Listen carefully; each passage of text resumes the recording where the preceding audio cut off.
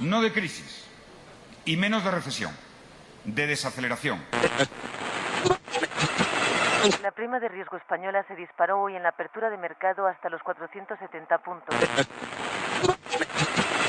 Se va a proceder a una revisión del modelo de prestaciones por desempleo, garantizando que éstas no generen efectos desincentivadores en la búsqueda de empleo. Igual que estás percibiendo la energía de la próxima llamada. No, Vicky, aquí había cosas muy claras. Y es una pena, porque no soy yo, sino es ella, que no ha querido con él. ¡Gol del desaparecido! ¡Gol del muerto! Había que lapidarlo, machacarlo, hundirlo y quitarlo. Yo no sé los demás qué dirán, pero a mí me gustan grandes. 5 centímetros me ha crecido. Así es, y el grosor, perfecta. Pero que si se suman 2 manzanas, pues dan 2 manzanas. Y si se suman una manzana y una pera, nunca pueden dar 2 manzanas. If you're looking for trouble, you came to the right place.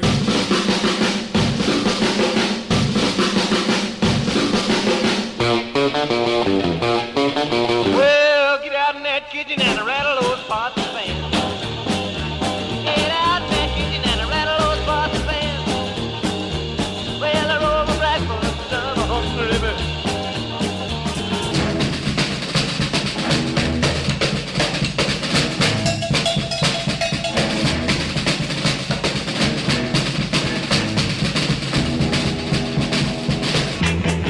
Lucila, no me dejes por favor. Oh, Lucila, no me dejes por favor. Te lo pido de rodillas, no me vayas a dejar.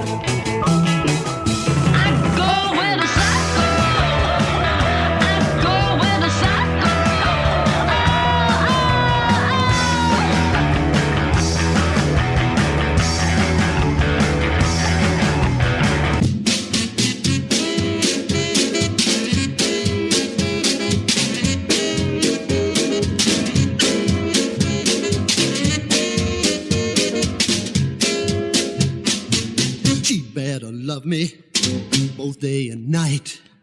I never rumbling or fussing. Always treat me right.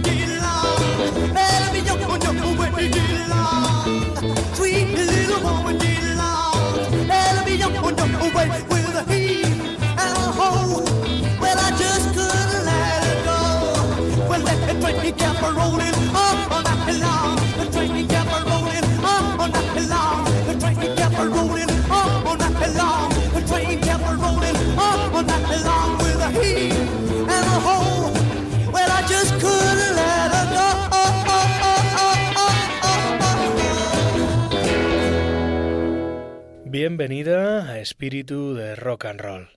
Te saludan María Novikova, esquivando las trincheras, y un servidor, Daniel Acirón, aprendiendo los mejores paradores.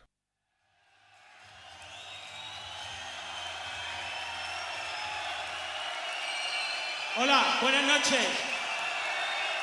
Veo que aquí no ha faltado esta noche nadie de los que tiene que estar. Estoy contando a los gatos de este barrio y no me falta ni uno. 10 años de historia, 20 y tantas canciones, y van a grabar un LP en directo aquí con vosotros. ¡Los Elegantes!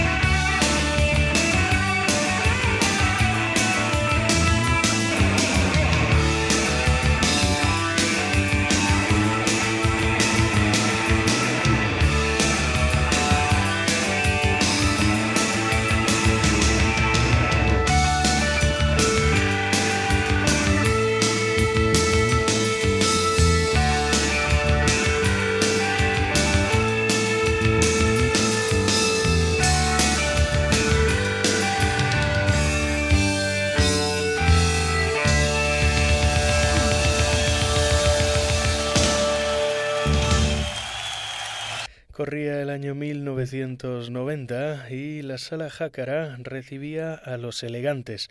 Ahí grababan en directo, presentados por un compañero de profesión, un veterano. Se oía la voz de Julio Ruiz e inmediatamente después guitarras son cuchillas. Los Elegantes, una banda mod, un icono de los que permanecen y aun llevando muchos años disueltos, siguen conquistando mentes preclaras. Para hablar sobre la importancia del paso del tiempo y cómo se convierte uno en una referencia de las que sí o sí hay que tener en cuenta, hablamos con el que fuese el guitarrista y vocalista de la banda, Emilio J. López. Buenos días, Emilio. Buenos días, muchísimas gracias por invitarme a tu programa, Daniel, muy amable.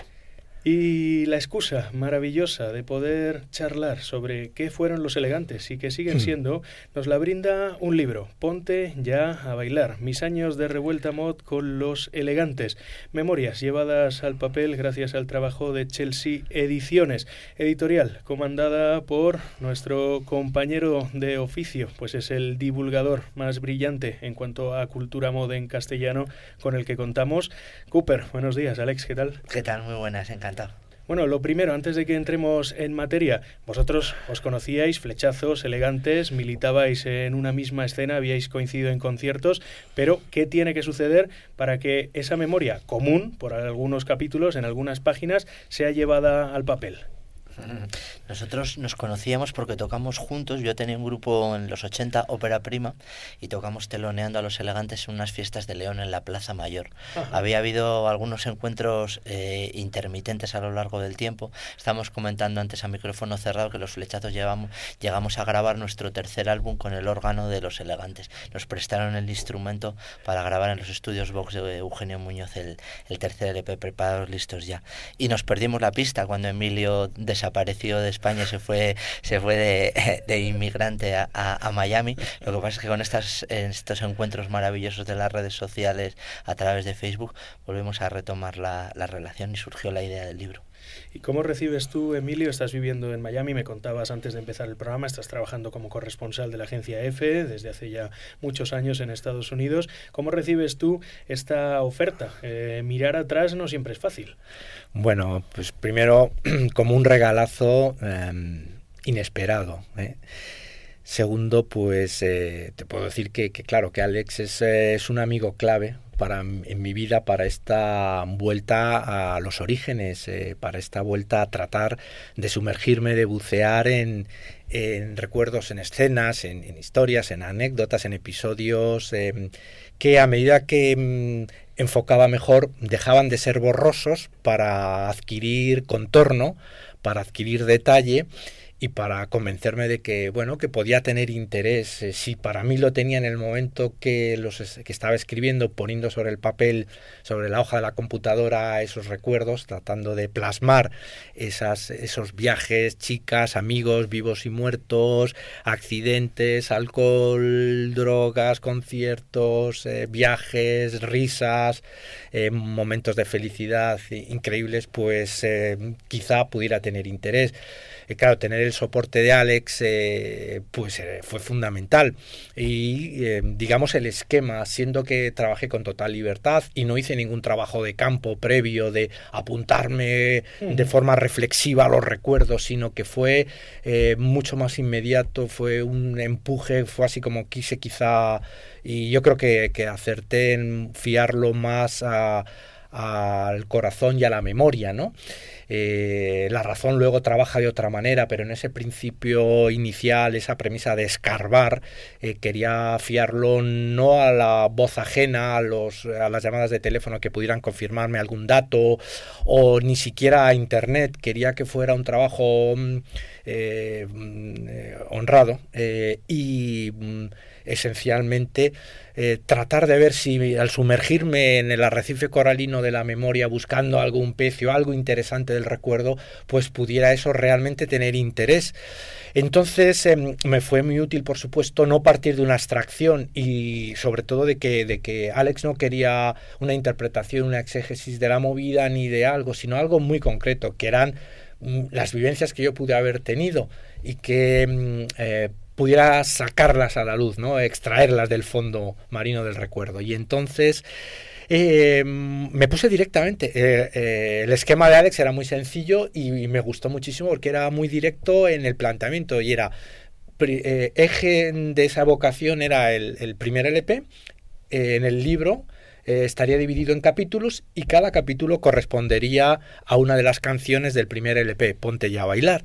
Y a partir de ahí eso me serviría como anzuelo, como gancho, como luz para iluminar unas etapas determinadas de esos primeros años de Los Elegantes hasta el 85. Y además quise ceñirme a eso, porque al ceñirte es cierto que te limita, pero al mismo tiempo te exige más y puedes iluminar de forma más precisa aspectos concretos. Yo no quería irme más allá del 85. Algún pequeño apunte hay de algún año posterior al 84, 85, pero poquísimo. Casi todo es colegio, adolescencia, colegio, salida en creación de Los Elegantes y a partir de ahí esa forma de emerger anécdotas en la carretera, en los ensayos con Los Elegantes.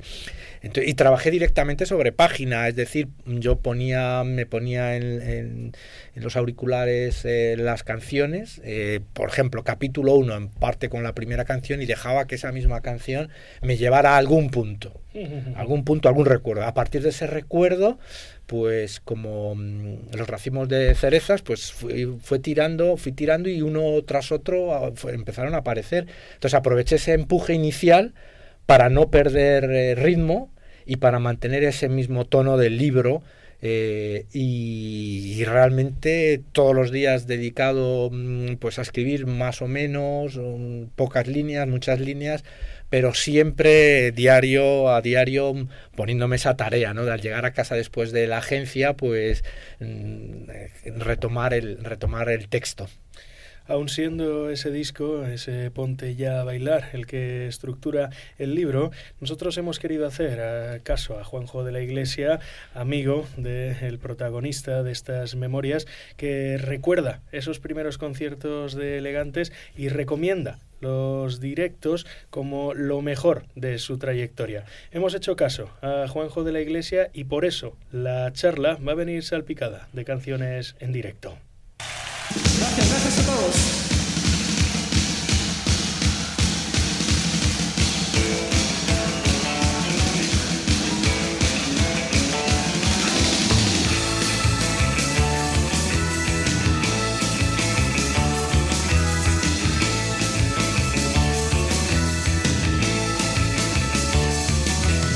Aquí estoy en primera línea.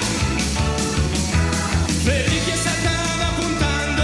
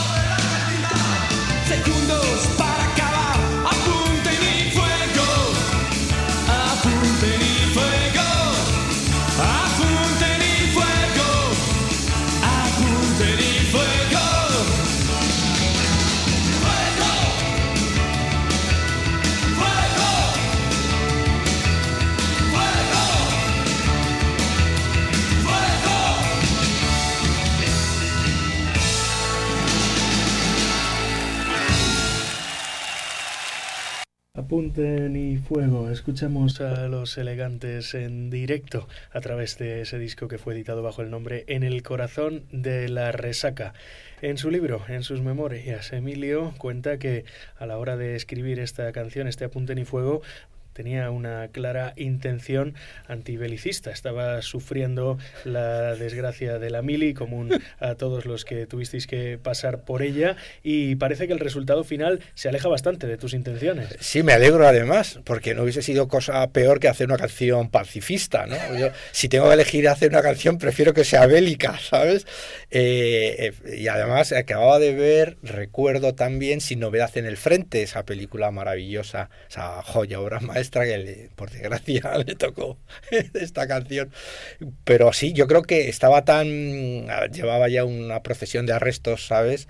En el cuartel, y entonces me puse a componer Apunten y Fuego. Dije, este cabrón de sargento me tiene puteado, y el teniente también, Albiñana, me acuerdo, mira, me ha venido el nombre del teniente Albiñana, me arrestó en prevención.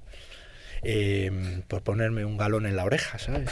Y saludar con el galón en la oreja. Joder, imagínate que lo de ponerte, los sacrosantos principios lo de ponerte un galón en la oreja es un acercamiento a la cultura punk, pues aun militando como militabais en la escena modernista en España en los 80. Tú llegas a reconocer que en un viaje a Inglaterra os sentís más próximos a los punks que a otras subculturas, como pueden ser los rockers. Sí, sin duda, vamos. Primero, por cercanía y concomitancia. Aquí nace Kaka Deluxe, aquí en Alaska hay dos punkis más que eran simpáticos. La letra era ¿qué público más tonto tengo? A mí eso me encantaba, lo de pero qué público me toca el pito, ¿no? Con el primer single de Kaka Deluxe. Nucleares, sí, por supuesto, toda esa forma divertida, hedonista de que te resbalara lo trascendental, pues nos identificábamos con ello. Y luego por esa vulnerabilidad que desde mi punto de vista siempre tenían los punkis, no sé, quizá yo los veía muy endebles más que los mods, y como a los mods los rockers nos repartían jarabe de palo, a los punkis decía, bueno, si a los mods nos dan, a los punkis los vean los rockers, los skinheads y todos. Entonces había una especie de hermandad victimista, ¿no? Que eso ayudaba mucho. Y recuerdo perfectamente en Exeter, con Antonio Llenes, que íbamos siempre a tomar, que mala cerveza hay, por cierto, nunca me gustó, porque era Spine of Beer, pues son, tú las has probado, es que no están frías como aquí, una mau tirada de tibia. Están tibias, y entonces ahí siempre había un rocker, recuerdo, tenía un grupito y hablábamos y nos recomendaban dónde ir a comprar, y siempre iba con tiritas, y es que le daban unas manos de hostias al pobre, si no eran los skinheads, eran los rockers. Y el tío lo asumía con una entereza, decir, bueno, es el destino que me aporre todo el mundo. Y nosotros, me acuerdo que empezamos a charlar con él, y a mí decía, joder, pobre, es que le logrean a este hombre. Entonces siempre ha habido, y luego también, pues claro, pues tienes relación, un poco, si no de amistad, por lo menos sí de charlar con gente del entorno del mundo. Y luego tenía mucha gracia los conciertos punkis. Te ponían unas cosas, los asientos de los váteres en la cabeza, ¿no? Joder, a mí eso me hacía muchísima gracia, ese sentido irreverencial tipo Fernando Arrabal, y luego pues llamaba mucho más la atención que los mods, porque si los mods llevabas algún distintivo, pues bueno, siempre era mucho más tirando hacia la elegancia, el detalle, los punks pues eran más todo aquello que pudiera, pues digamos, hasta asustar, aunque luego era imposible que metiera miedo en el cuerpo nadie, un punky a nadie, ¿no?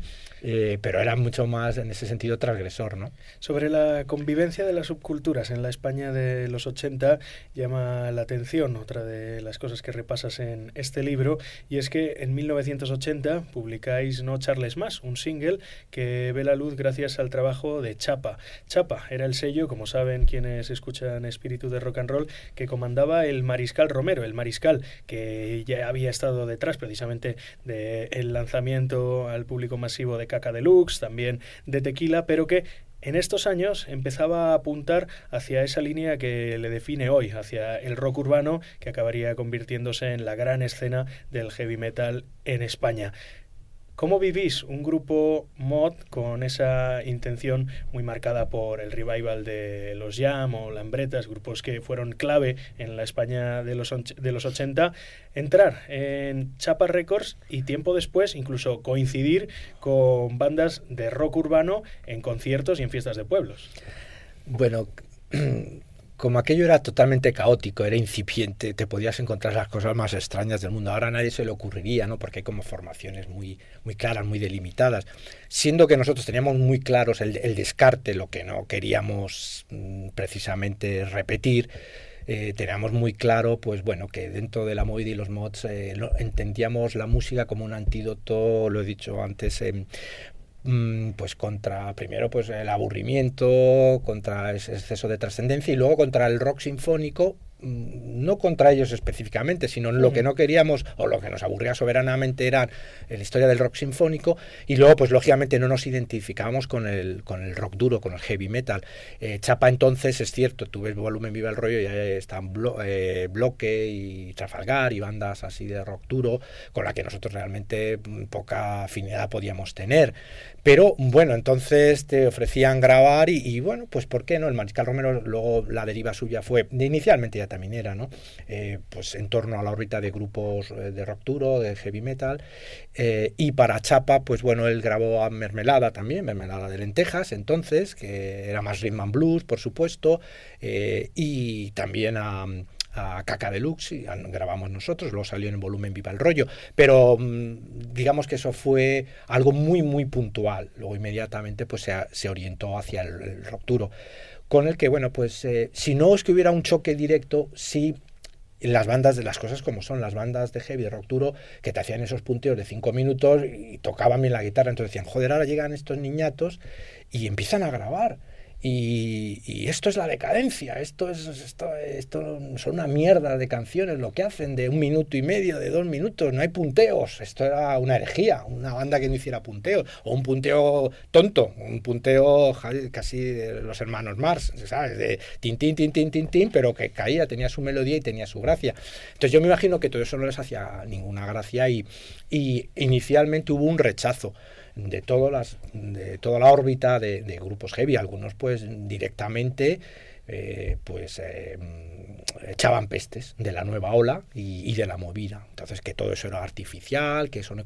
Pero a medida que fue cuajando en grabaciones y que las compañías de discos empezaron a apostar por las bandas que en ese momento surgían de la nueva ola, pues ellos empezaron a darse cuenta, quizá también por presión, no te digo Asfalto y algunas, Burning por supuesto era la vieja guardia y era la banda que nosotros en Madrid respetábamos más, pero empezaron a reciclar, hubo una especie de reciclaje también y lo hemos hablado Alex y yo en algunas ocasiones, de tú empiezas a escuchar canciones empezando por Las chicas son guerreras, cosas de COD, hasta Leño, empezó a incorporar y a dosis de pop también, de melodías pop, o sea que yo creo que ellos fueron al final más permeables a lo que supuso la música que atraía la nueva ola que nosotros hacia la música de rock duro heavy, pues porque no nos interesaba para nada, ¿no?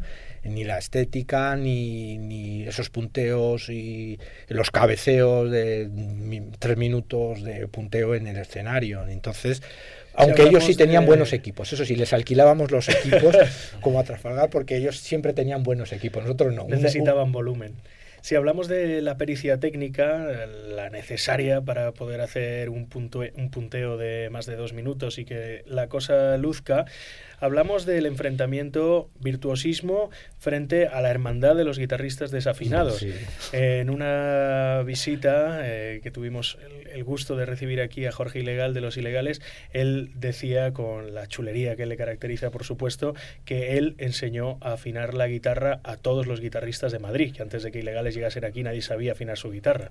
Sí, yo la verdad es que tenía un profundo complejo porque le pegaba tales sopapos a la guitarra que claro, primero enseguida las yemas de los dedos y empezaba a sangrar y luego pues, el desafío era permanente, entonces te tenías que ponerte a afinar. Entonces yo de verdad que decía, esto no puede ser. Hasta que de repente fui a los conciertos, a uno de Paraíso, que eran 10 o 12, no recuerdo cuántos eran, y estaban todos desafinados y todos los guitarristas ahí dando, y dije, joder, eso para mí fue un gran alivio. Dije, mira, no eres el único. Entonces no había afinadores, o sea, afinabas de oído, y claro, pues era desastroso. Te hablo de finales de 79, 78, 80, ya 81, bueno, ya empezaba uno ya a medirse más y a aprender a mover la púa mejor y a utilizar el afinador, ya tener un poquito más de cautela, cuidado a la hora de tocar la guitarra. Pero sí, esos primeros años, la verdad que yo no sé si Jorge enseñó a muchos a afinar.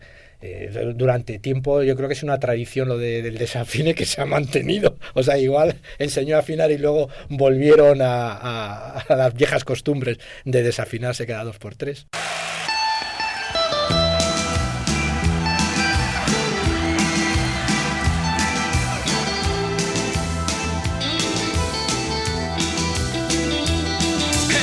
Ya no quieren escuchar mi fobia al vestir. No soporto tenerme que subir las mangas para pasear. Ya no aguanto esta maldita sensación. Y al dependiente pediré que me dé una solución. Necesito mangas cortas que yo sienta que todo va bien. Si yo llevo mangas largas me desquicio, me siento enfurecer. Y ya no aguanto esta maldita sensación. Y al dependiente pediré que me dé una solución. ¡Galiacho, da la solución!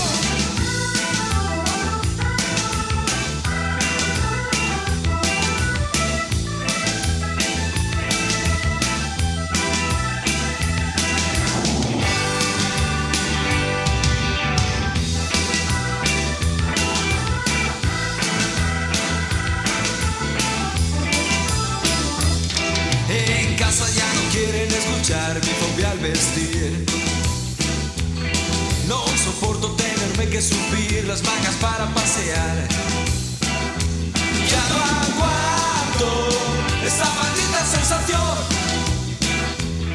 Y al dependiente pediré que me dé una solución.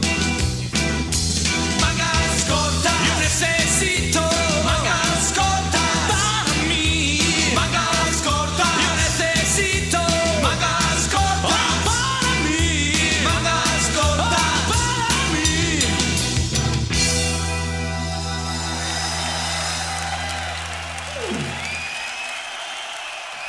Las mangas cortas y la americana que no tape el culo. Cosas que aprende uno cuando echa un vistazo a los estilismos modernistas.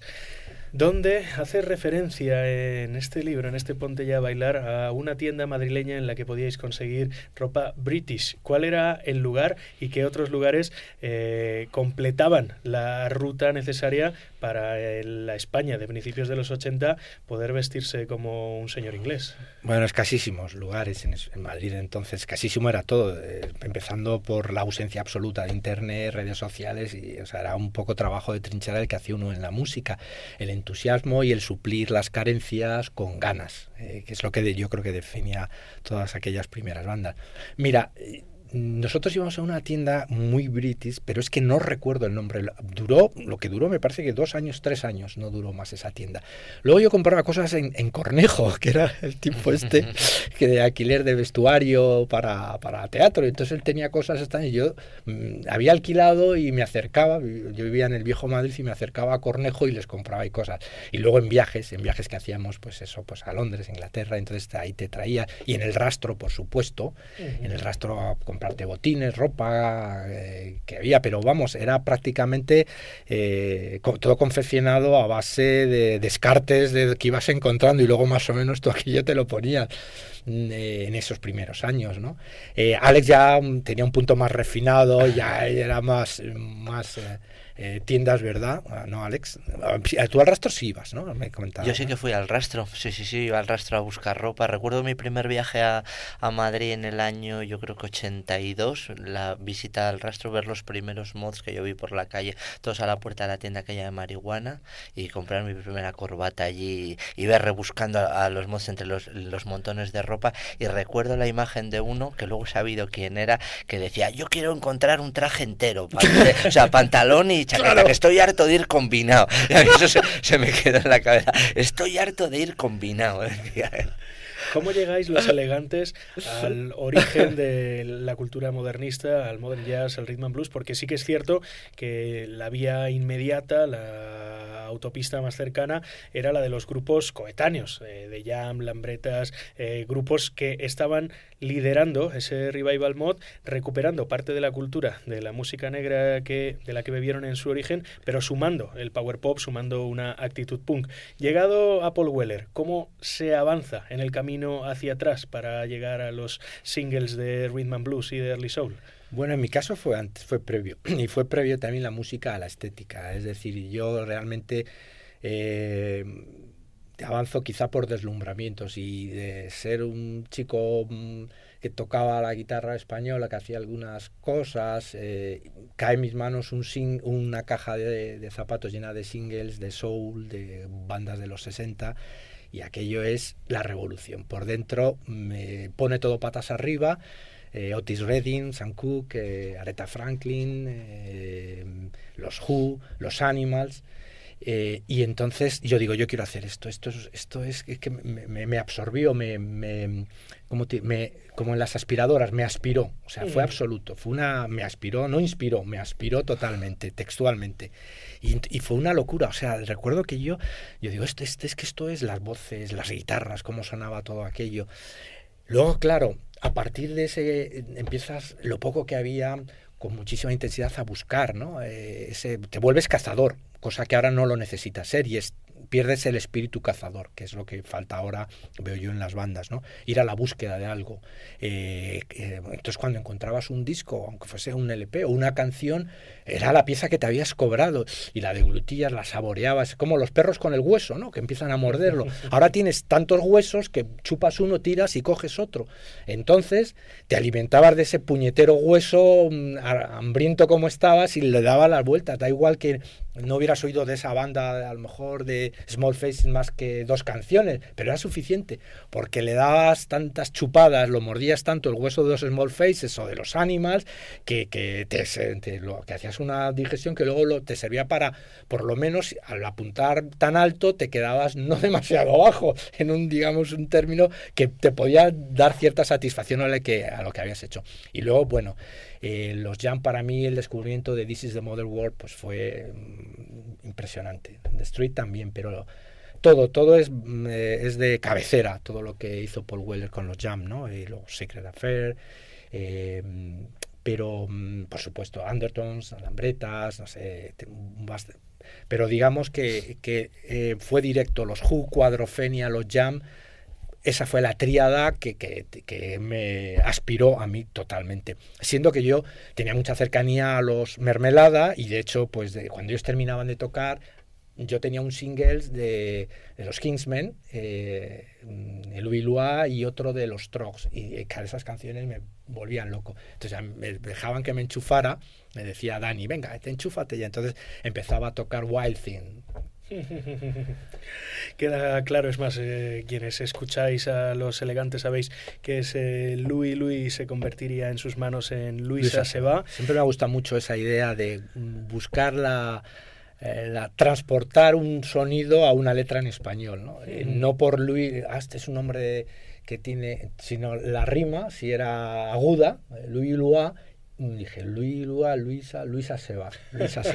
Ahí cuento una anécdota muy divertida con Luisa Seba, que nunca la olvidaré, creo que fue en la Plaza Mayor de Bilbao, que ya íbamos de Pacharán bien servidos, ¿sabes? Muy felices, como casi siempre. La verdad es que antes lo hablábamos Alex y yo, y es verdad que trasluce felicidad el libro, porque es una invocación con un punto de nostalgia, pero muy enfriada en la cabeza y en un tono feliz, tipo Huckleberry Finn, ¿no? De estas novelas un poco de correrías felices. Y nunca olvidaré que le dije, oye, ¿cómo se dice Luisa se va? Luisa vuelve ya, en euskera. Y me lo dice, claro, ni puta idea. Digo, eso yo no lo puedo repetir. Y menos ahora como hoy. Apúntamelo en una hojita. Entonces me lo apuntó. Y fíjate que me olvidé totalmente, pero escribiendo el libro, de repente, haciendo exploración submarina, me vino a la cabeza la frase, que cuando yo de repente en Luisa Seba, que cerrábamos el concierto, y dijo, y con vosotros, y empecé a cantar Luisa Joandá, Luisa Torrida, bueno, aquí se montó un libro, la gente se quedó alucinada. Creo que era así, como algo así, Luisa Joandá, Luisa Torrida. Bueno, fue él. Me acuerdo que tocábamos con el último de la fila. Y bueno, fue tremendo aquello. Y siempre me han gustado muchísimo esos guiños sin trascendencia y superficiales, quizás hasta banales, pero divertidos, ¿no? De Luisa Seba, Luisa vuelve ya, que fue la versión que hicimos de Louis de los Kings. Queda claro cuáles fueron las canciones que escucharon Los Elegantes. También recuerdas en este libro la versión que hacíais del Too Much Pressure de Selecter, convertida en Toma Anfetas. Esas adaptaciones llevadas al universo que una banda joven estaba viviendo en ese momento, pero en lo que nos ocupa en la parte de la creación, es clave también saber cuándo empiezas a tocar la guitarra, cuándo entras en contacto con el instrumento. Pues bien, en el libro tú mismo te respondes a la pregunta: ¿cuándo empecé a tocar y qué empecé a tocar? Respondes: el inevitable romance anónimo, claro, canciones clásicas españolas y del folclore latinoamericano, de José Larralde o los Chalchaleros. Alguna cosa popular estadounidense como el Cotton Fields, del que recuerdas te entusiasma la versión de la Creedence Clearwater Revival. Del romance anónimo al ritmo blues negro y a los Who. Vaya salto, ¿verdad? Por eso es muy importante y definitivo el momento en el que aparece esa caja de zapatos de forma casual, que un primo mío mayor, precisamente por el restaurante, le llegaban a mi tío, le regalaban singles, amigos que tenía en Estados Unidos y en Gran Bretaña. Entonces, cuando llega aquello, que mi primo mayor se desentiende, me dice, oye, ¿quieres unos discos, unos singles? Y dije, sí, a ver, vale, muy bien. Y empiezo y pongo el Louis y de repente los Who y los Animals y de repente, y bueno, y Otis Redding, ¿no? Que se cumple el 50 aniversario. Otis Redding me fascina. Y entonces ahí se transformó mi vida. Te digo, fue una sacudida, un deslumbramiento, que dije, joder, qué pérdida de tiempo, las gilipolleces que estoy aprendiendo yo a tocar a la guitarra. A mí eso no me gusta, a mí eso no me interesa. Yo lo que quiero es vivir esto, meterme en estas canciones. Hablas de la felicidad que desprenden las páginas de este libro, de este Ponte ya a bailar. Perdona, te interrumpo. Me han dicho varias personas que quizá no tenía que haber contado ese aspecto, pero ya te dije que quería hacer una prospección y una exploración muy directa y sincera y honrada, ¿no?, de las cosas. O sea, yo no tengo por qué borrar mis propias huellas. O sea, es decir, yo creo que es un error tratar de borrar tus propias huellas. Al contrario, asumirlas así me parece que hasta a la gente le puede dar cierta gracia. Hombre, si eres muy de capilla y muy de mantener las esencias y que uno nace ya con las ideas innatas, como diría Platón, del mundo mod, pues claro, debes decir, joder, este tío viene del romance anónimo y de José Larralde y ahora se pone a hacer y de los apocancioneros. Pues sí, con 12 años, 13, que empecé con la guitarra, fueron esas las cosas, que un vecino de nuestra casa, en el edificio donde vivíamos, pues nos empezó a enseñar. Los sábados íbamos a su casa y nos compraron nuestros padres, mi primo y mío, unas guitarras españolas ahí en Paulino Bernabé, en la calle Cuchilleros, y empezamos a tocar hasta que, te digo, algunos poco, entonces hasta los 15 aproximadamente, que cayó en mis manos ese reloj, ese despertador de la música negra y el rhythm and blues. Precisamente son esos detalles como tus orígenes como guitarrista o el saber que tus abuelos Emilio y Amparo comandaban el restaurante Botín, el famoso restaurante Botín aquí en Madrid, los que definen el personaje, los que definen a un bon vivant, a un mod hecho a la ibérica, porque luego incluso en las ilustraciones que realiza Alex Barbarroja para este libro editado por Chelsea Ediciones, podemos ver a un mod que identificamos contigo y con tu historia, con la guía gourmet bajo el brazo saliendo de gira. Pues tú recuerdas cómo antes de llegar a una ciudad tú cogías la guía gourmet y visitabas bajo recomendación los mejores restaurantes y, a ser posible, también paradores, aunque luego tuviese que pagar los otros, ¿no?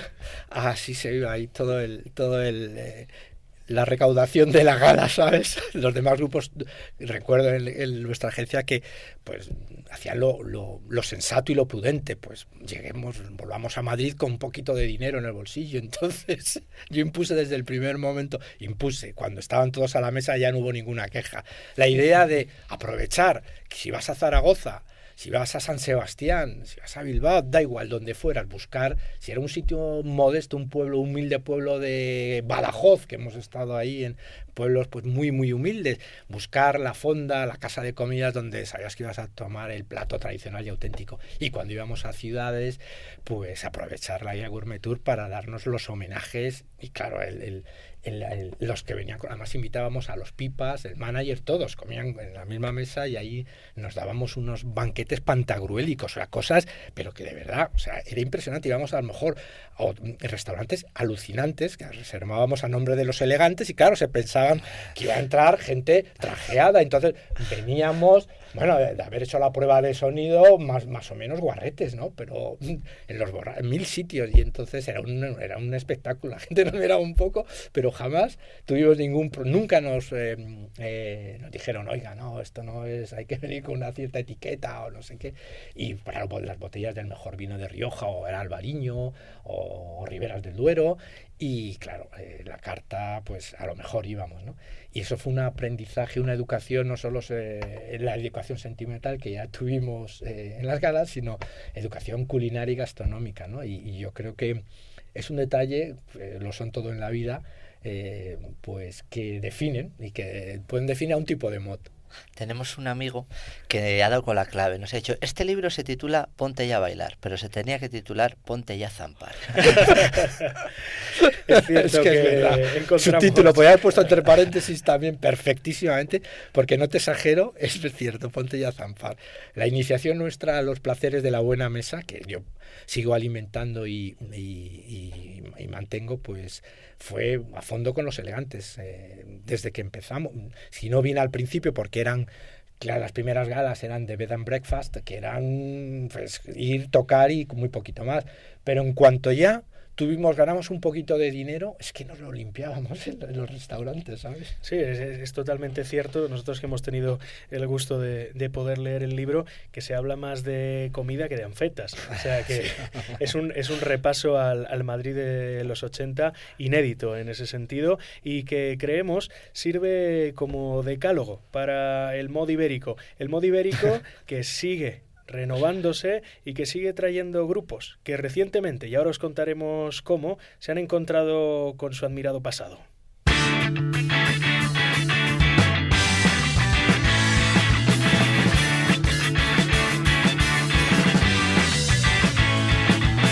Busca una grieta perdida que te enseñe una salida, un resquicio para ver el sol.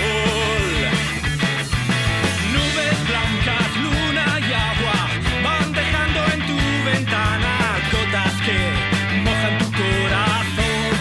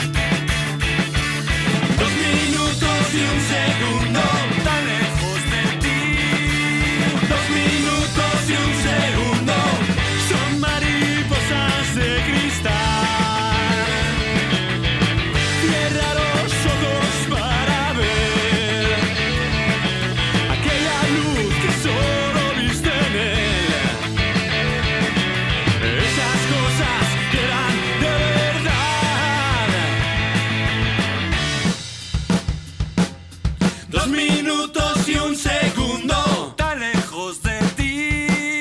2 minutos y 1 segundo, tan lejos de ti. 2 minutos y 1 segundo.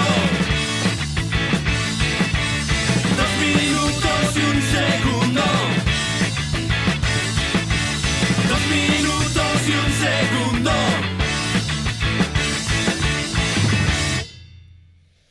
Igual que cuando repasamos la referencia anterior de Chelsea Ediciones, la dedicada a los Nikis, SNPI, nos encontramos con alguien que disfrutó en los 80, que disfrutó de la adolescencia, la alargó lo que pudo vinculada a la música, pero después tomó otra vía y sin nostalgia, pues tampoco encontramos mucha en este libro, en este Ponte ya a bailar, disfrutó del presente, hasta que de repente Alex, que podría ser una especie de fantasma de las navidades pasadas por momentos, le propone mirar atrás y entonces empiezan a aparecer otros proyectos como este que escuchábamos ahora. Estamos escuchando lo que será un single en el que Emilio J. López se junta con Los Disparos, un single que publicará Subterfuge Records con 2 temas nuevos.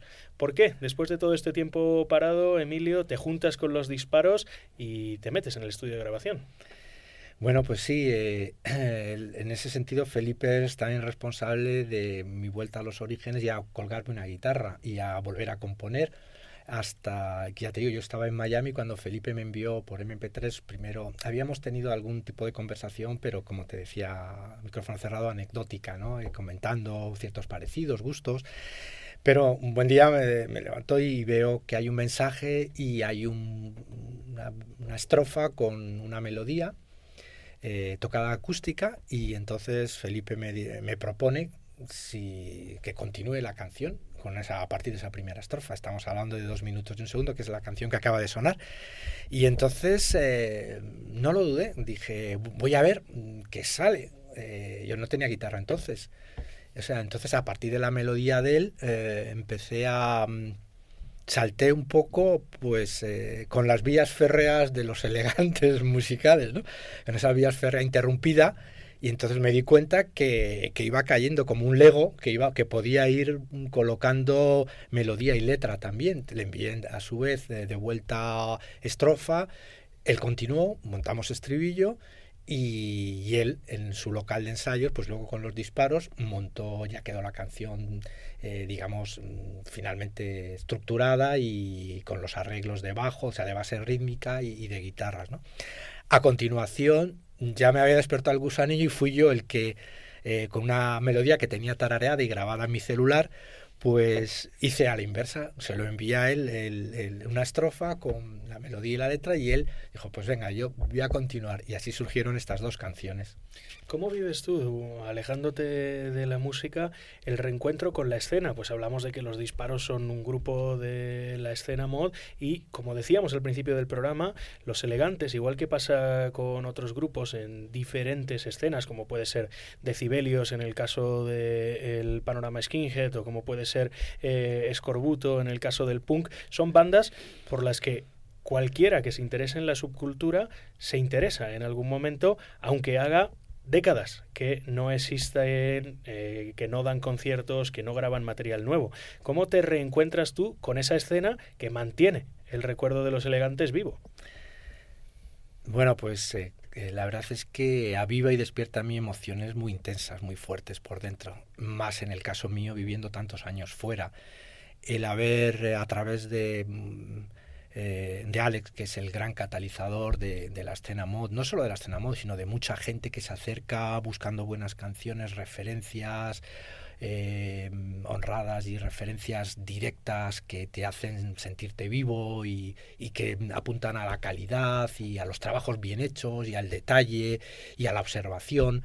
Pues es a través de Alex, como te digo, en función de catalizador, pues me llegó muchísima gente, y yo la verdad es que no me lo esperaba. Para mí ha sido un descubrimiento, un hallazgo, y en ese sentido deslumbrante también, porque no me imaginaba que hubiera tanta gente, entiende, hablamos de una inmensa minoría o de una minoría de gente, pero que para mí, yo nunca mido por digamos, por cantidad, sino sobre todo por calidad y por las cosas que te dicen, ¿no? Entonces, que hubiera tanta gente a la que las canciones de Los Elegantes hubieran, si no te digo marcado, pero por lo menos hubiera hecho pasar momentos pues que forman parte de su memoria sentimental y musical también.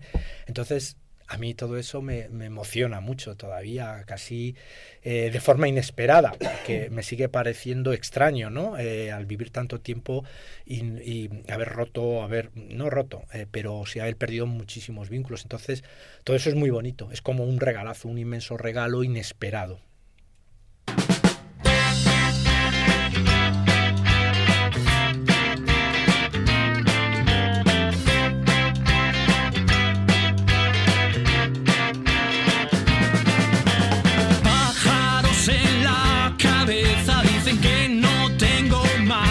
No tengo más que pájaros en la cabeza.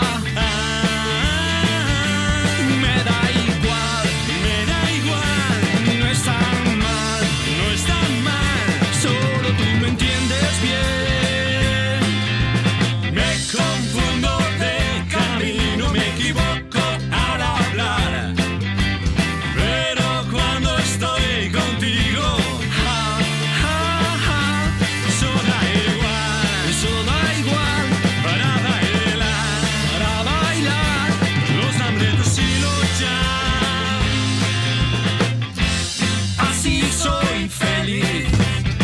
y a veces yo ni me lo creo.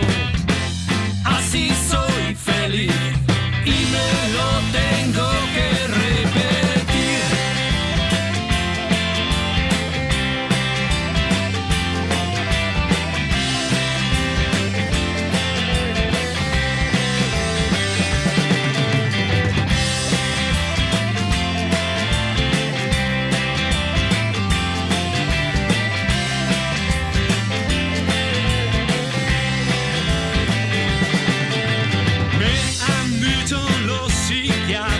De las nubes ya me han dado bien la lata, sin parar, su bla bla bla, pero si yo soy feliz. Pájaros en la cabeza dicen que no tengo más que pájaros en la cabeza.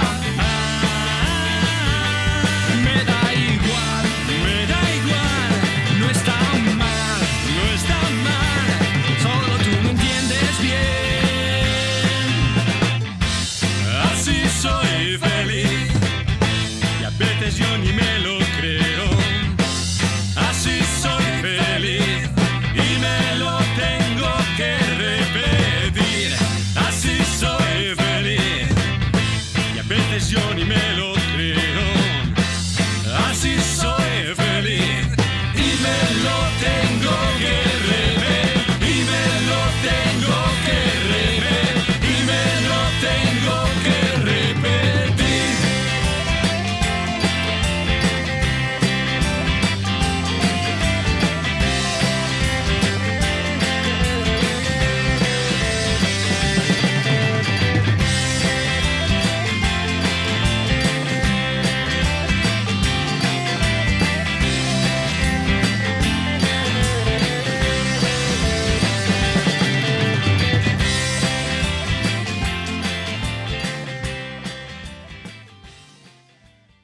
Escuchamos a Emilio J. López de Los Elegantes junto a Los Disparos, Pájaros en la cabeza, y antes 2 minutos y 1 segundo, 2 caras de un single planchado en vinilo que verá la luz gracias al trabajo de Subterfuge Records.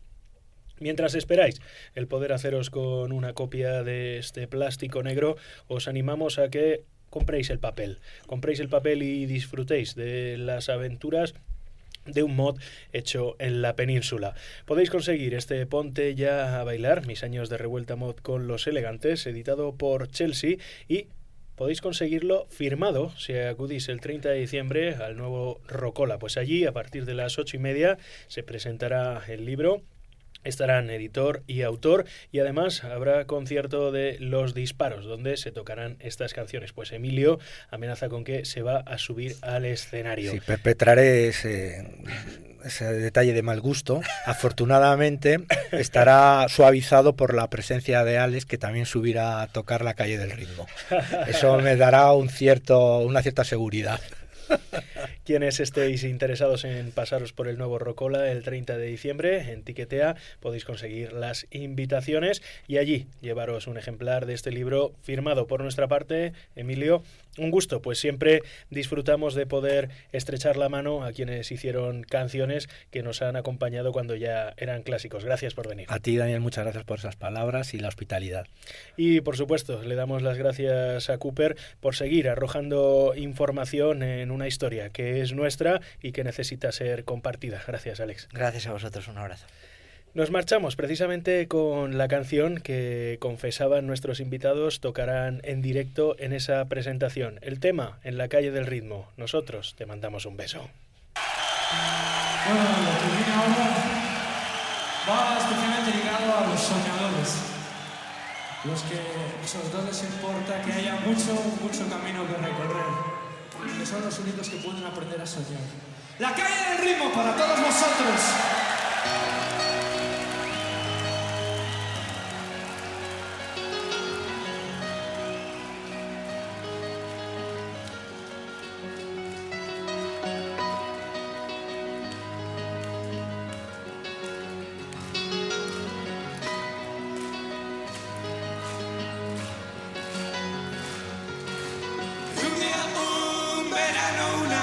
Sigo viviendo así.